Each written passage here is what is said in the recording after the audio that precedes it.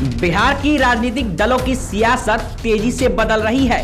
खासकर क्षेत्रीय पार्टियों की सियासत में हलचल कुछ ज्यादा ही तेज है। लेकिन सियासत के इस बदलाव में जो सबसे दिलचस्प तस्वीर दिख रही है वह है युवा राजनेताओं की।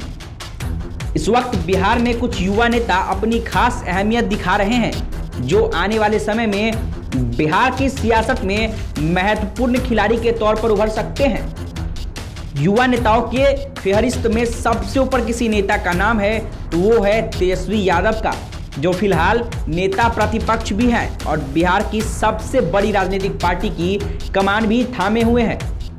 तेजस्वी यादव ने बिहार विधानसभा चुनाव में अपने दम पर सत्ता पक्ष को कड़ी टक्कर दी थी और सत्ता के नजदीक आते आते रह गए थे, लेकिन उसके बाद वे लगातार सत्ता पक्ष पर हमलावर हैं और खबर है कि बहुत जल्द राजद की कमान पूरे तौर पर थाम सकते हैं।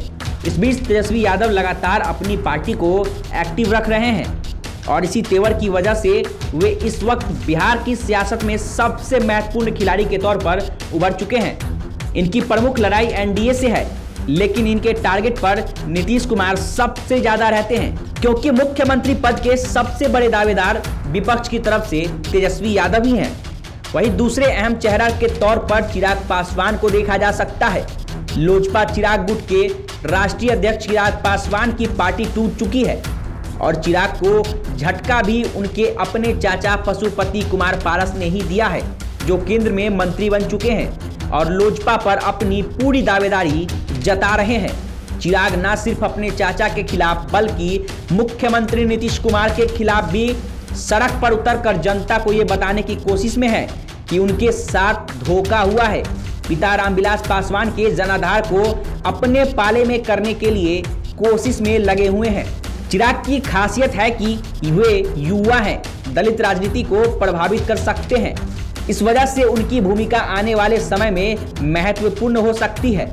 वही आशीर्वाद यात्रा के बाद और ज्यादा स्पष्ट होगा कि उनको आम लोगों का कितना सपोर्ट मिलता है।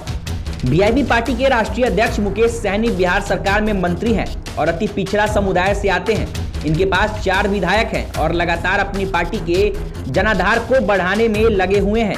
मुकेश सहनी बिहार के साथ साथ बिहार के बाहर भी अपना जनाधार बढ़ाने में लगे हुए हैं और आने वाले चुनाव में उत्तर प्रदेश विधानसभा चुनाव में अपने पार्टी के उम्मीदवार उतारने की कोशिश में लगे हुए हैं।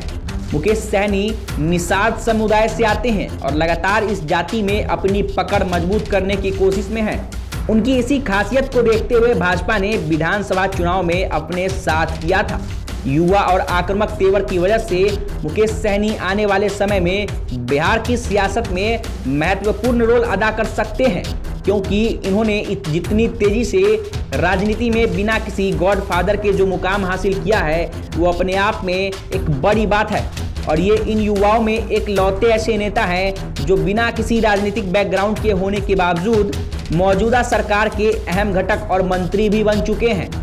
वहीं एक और चेहरे के तौर पर संतोष मांझी हैं, जो पूर्व मुख्यमंत्री जीतन राम मांझी के पुत्र हैं, जिनकी पार्टी का नाम हिंदुस्तानी अवाम मोर्चा यानी हम पार्टी है। संतोष मांझी बिहार सरकार में मंत्री भी हैं। धीरे धीरे अब हम पार्टी की कमान अब इनके हाथों में ही आ रही है।